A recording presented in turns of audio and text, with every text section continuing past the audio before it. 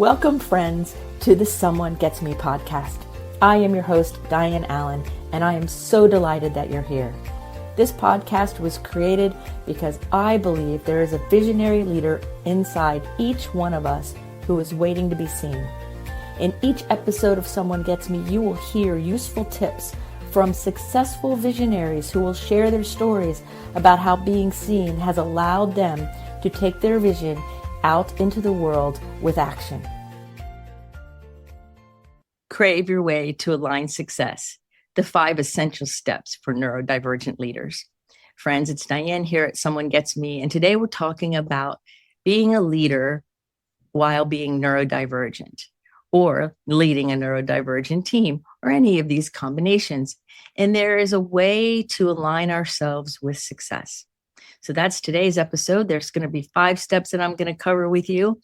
And I started thinking about this episode when I started thinking about, what do I crave? Like, what's important to me? What's my yearning in my heart? What's this undeniable fire that just keeps coming and creating like a craving for good chocolate, or a craving for a nice, beautiful cup of coffee or great tea.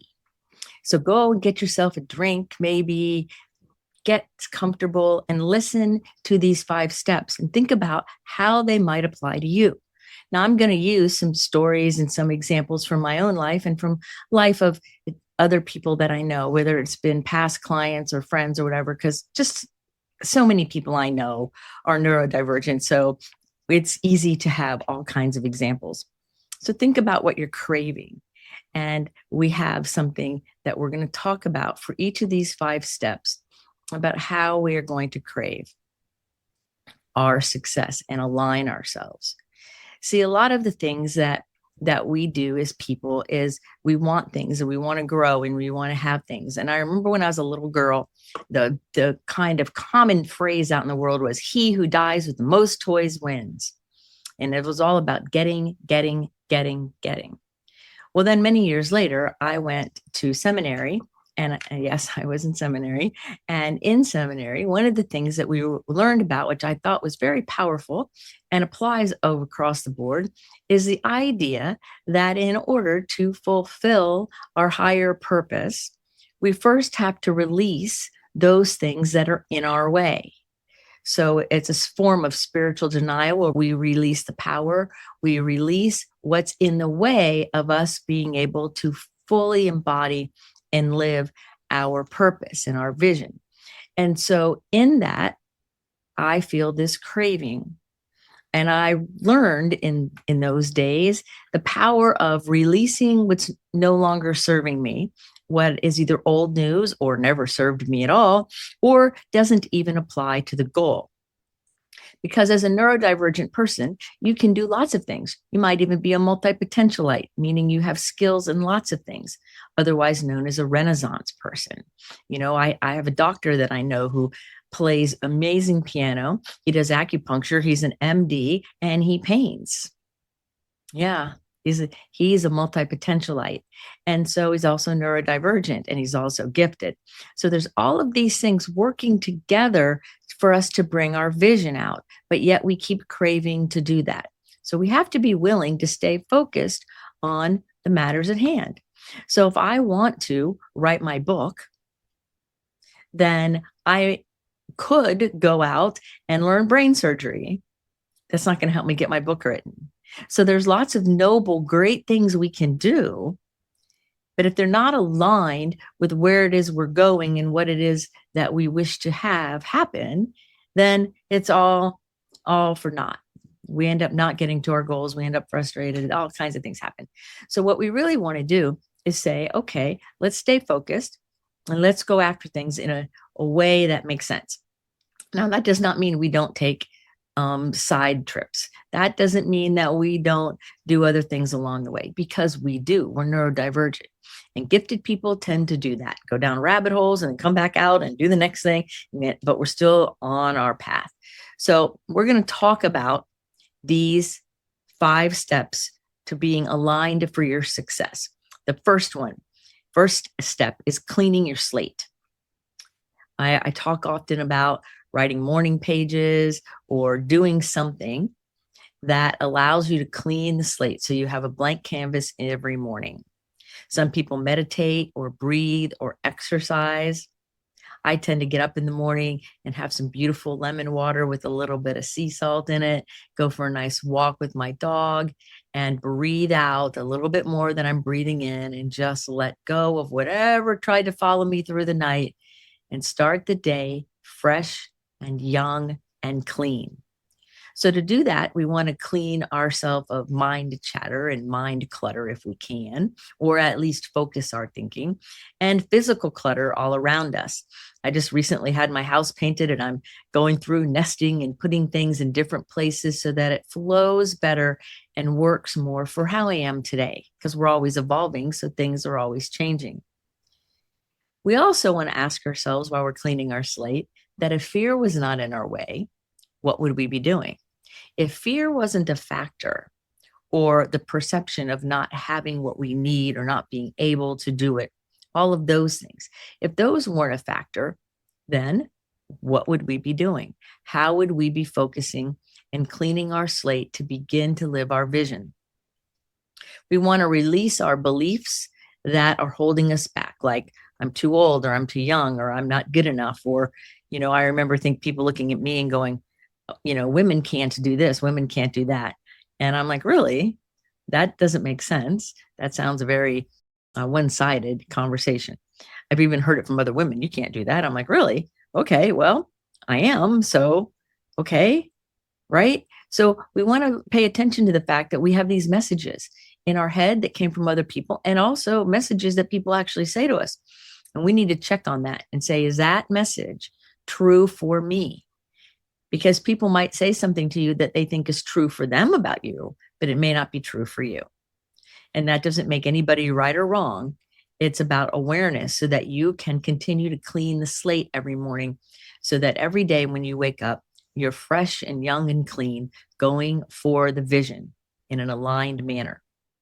Now, step 2 is one of my favorite steps, because I say this affirmation that I want to teach you all the time.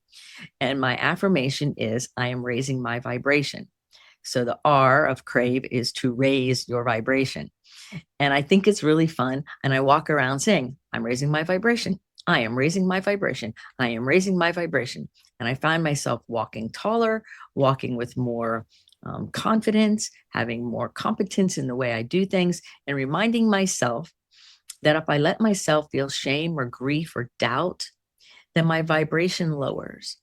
It's like the difference between some beautiful melodic music and the thud of a bass. Now, we like the subwoofer and we like the bass because they help keep the tune, right? And the tempo. But the beautiful melody is what we're going after when we're going after our vision. And so we want to raise our vibration. So if you're feeling all, and all down and all defeated, it's time to raise your vibration. And you'll notice when you're feeling defeated, you're looking down often, like at your belly button. So what I always do for myself, and I might suggest this for you too, is when you go for a walk during the day, look a little bit above horizontal, right? Like a little bit up, not all the way to the sky, but a little bit above. Look up a little and walk and say, I'm raising my vibration. And allow yourself to breathe a little different, walk a little different, and allow yourself to feel your body moving through space differently than when you're feeling heavy or down or confused or grief or sad or whatever. Allow yourself to raise your vibration, because after all, we are vibration beings. Sound heals us. We feel the music.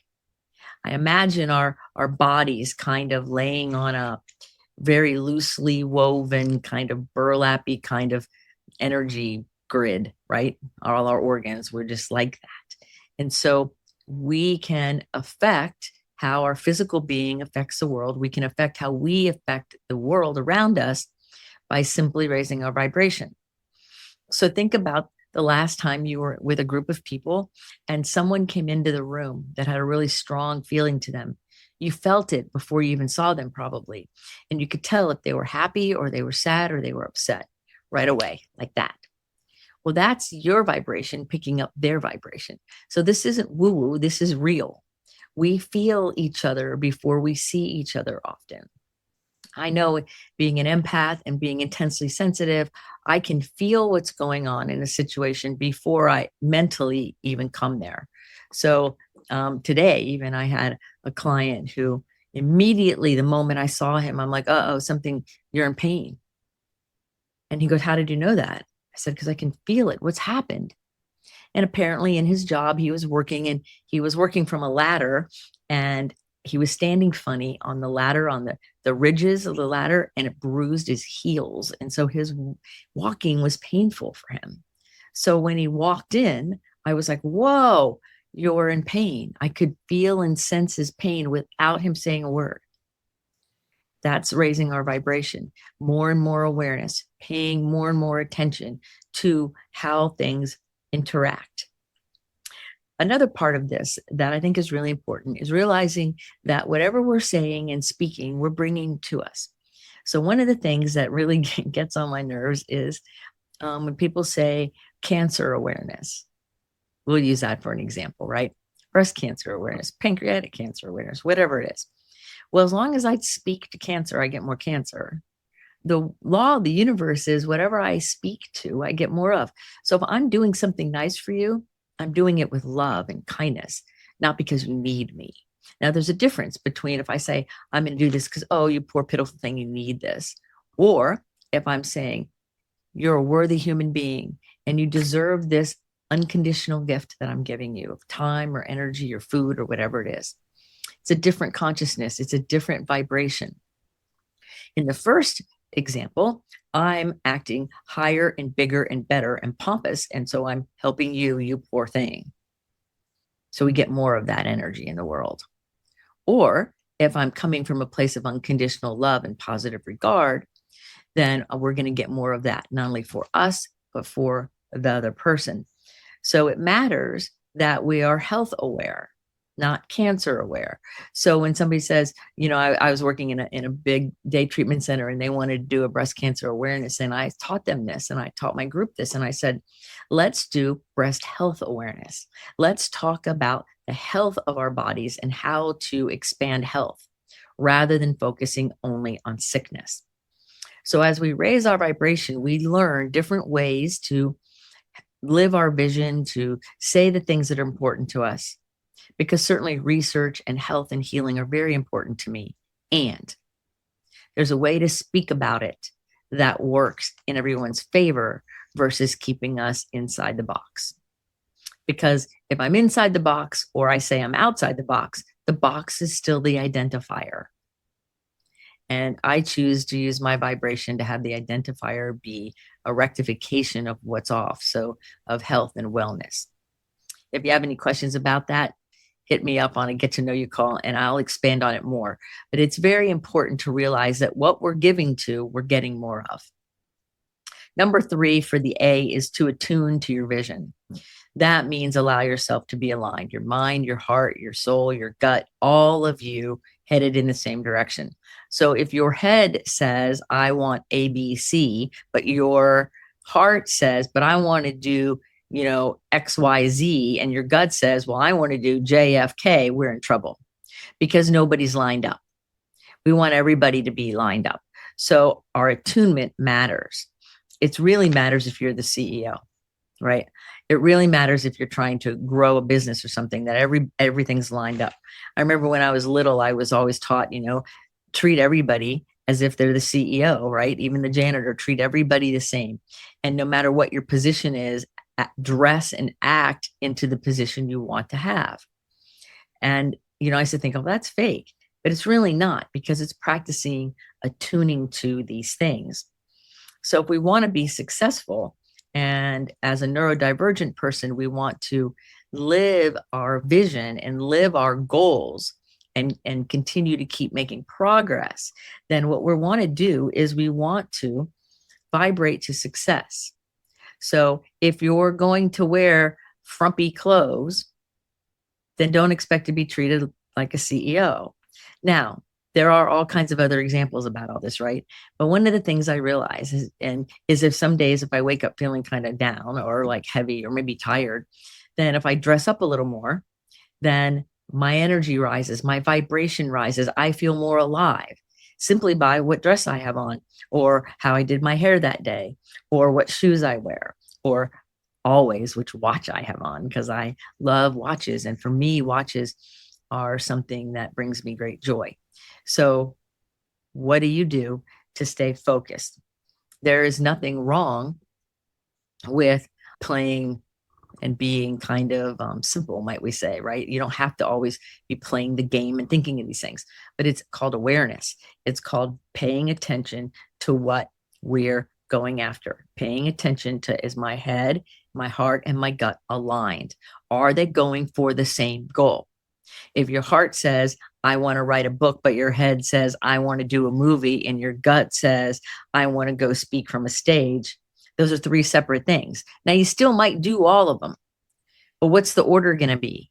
How are we going to prioritize and order these things so that we can clean the slate and raise our vibration and attune into successful completion and attainment of one goal after the other?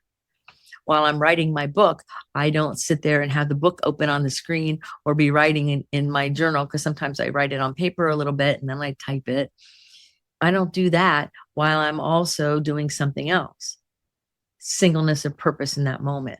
Now, I might go do things at other times of day. I'll go quilt a little bit or knit or play with my dog. But the point is that we want to stay focused and aligned on the goals. That's what attunement to our vision is. What is it really? Now, if you say, I really want to write a book, and then your head says, well, you'll never be able to do that. You don't know how to do that. Now that's where the work is. That's where having a mentor or somebody who knows how to help you align your head with your heart and your gut comes in very handy. A lot of the people I work with, I have to help teach them how to get this attunement going on. I have to work with myself sometimes. It's something that all of us humans pay attention to and want to work on and make sure that we're monitoring so that we don't go too sideways, right? Now, the V is to visualize. And I learned a really valuable lesson about visualizing from Tony Robbins years ago. And it was before this was like back in the 80s. So it was before he was as well known as he is now. And I don't even really remember how I learned it from him, whether I believe it was in one of his books, or probably it was in a cassette tape, believe it or not, or a DVD or CD kind of course or something. I don't remember exactly where I learned it, but I remember his voice and him saying that you want to visualize yourself doing the thing, giving the speech or whatever. And then when you actually do it, it's the second time around because your brain rehearses it and it has already done it. And so I'm like, wow, that's really cool. So at the time I was working in a substance abuse inpatient center. I was just out of graduate school. So this would have been 1988. And I had to go do a big lecture. Now I'm introverted. And at the time I did not do a lot of public speaking. I do now. This wouldn't have freaked me out now, but it would have then.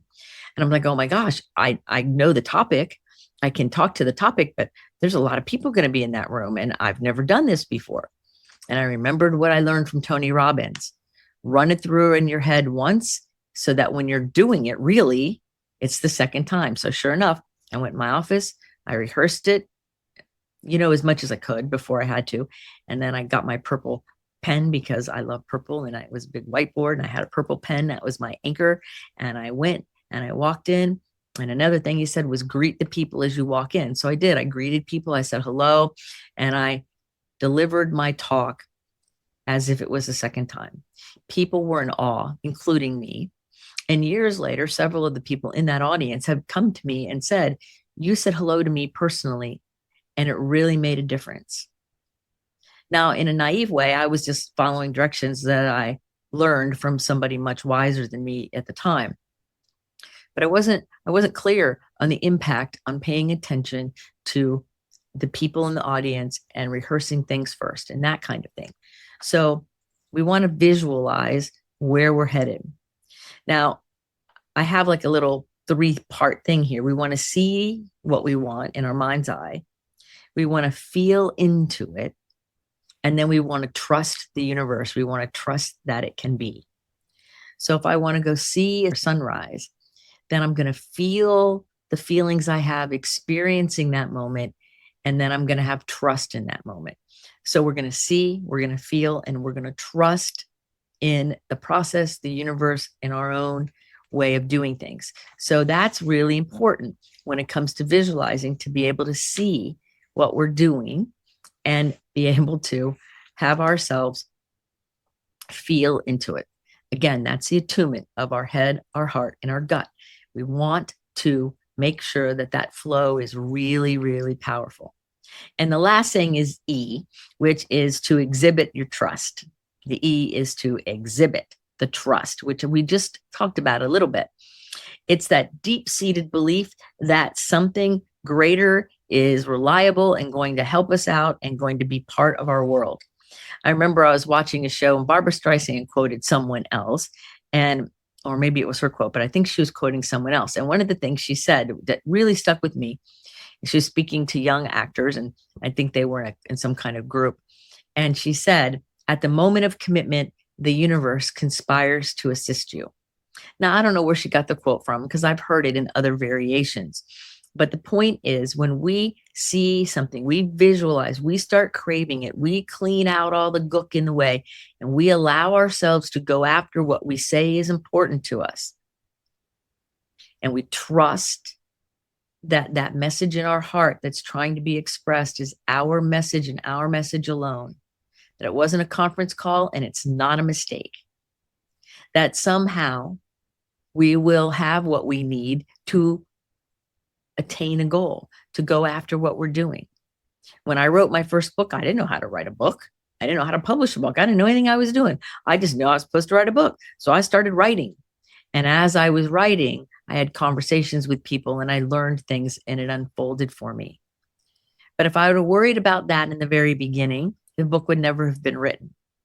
Because often it's the lessons we learn along the way as we follow that craving that allow us to actually attain the goal. And sometimes we can attain our goals a little faster than we thought because we're trusting. Part of trust is having gratitude and giving thanks.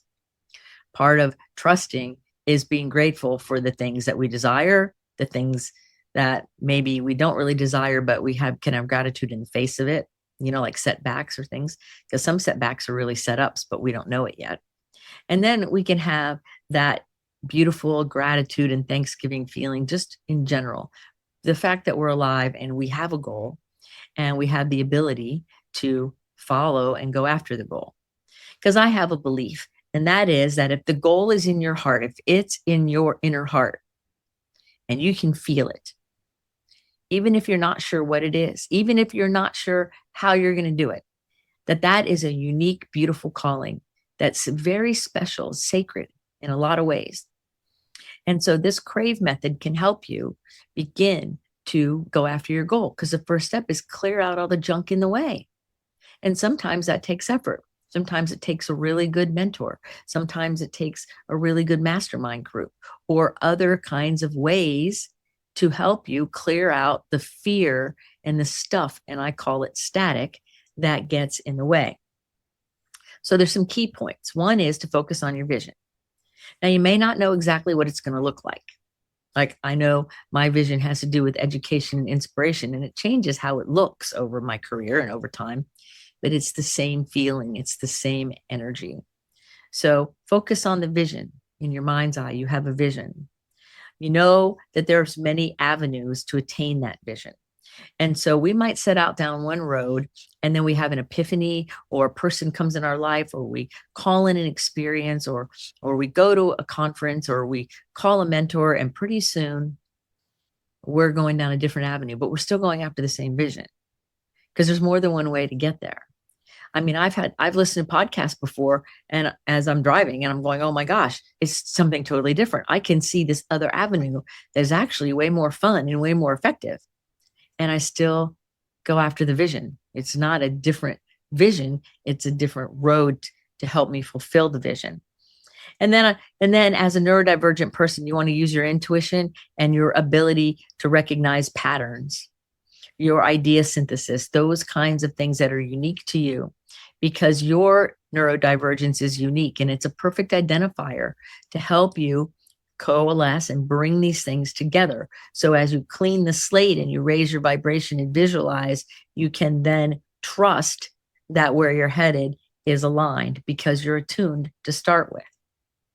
I know it kind of goes all together. To me, it's this beautiful flow that once I start releasing what does not serve me, because there's no such thing as a vacuum in this world that's not man-made, then other ideas and inspiration and people and opportunities start to show up. The moment I'm willing to let go of the old version of me, the things that are in the way, and the fears that hold me back. To remember your neurodivergence is a gift. You're different by design. You are. And no matter what the combination is, whether it's giftedness or intense sensitivity or empath or what kind of neurodivergence or combination you have, you are perfect, whole, and complete, exactly the way you are. The differences you have are your identity markers. Those are your gifts that you bring. Those are the tools. Those are the avenues that are going to allow that inner vision of yours that's craving to come out, to allow it to show up in the world. And you're here to bring it to the world, not to keep it a secret. And so I hope this has helped you. You can always contact me for a Get to Know You call. Please join my Facebook group, Someone Gets Me, of course.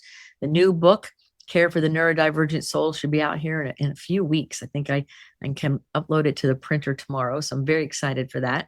And don't forget, we have a retreat coming that's going to be transformational in nature, with everything from sound healing and great conversations about AI and empathy and all kinds of neurodivergent topics coming together as a group for some powerful transformation and some time apart from all the overstimulation of the world. That's the beginning of October with, it's in Florida. So check out that link. That will also be in the show notes. And always remember this: I believe in you. You're beautiful, you're lovable, you're capable.